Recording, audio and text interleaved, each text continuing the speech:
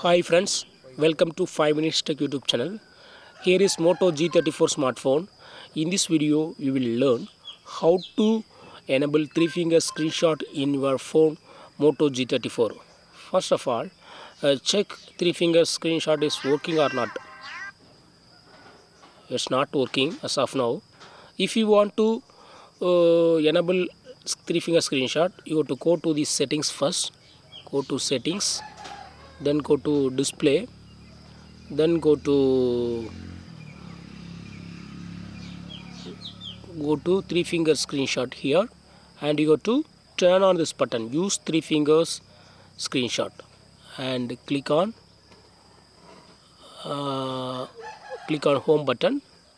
Now test, go to any page for which you want to take a screenshot, and then use 3 fingers. Just with 3 fingers touch on the display and hold. Okay, you can use any 3 fingers. Okay,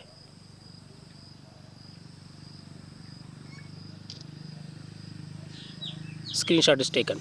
That's all friends. Thanks for watching. Bye.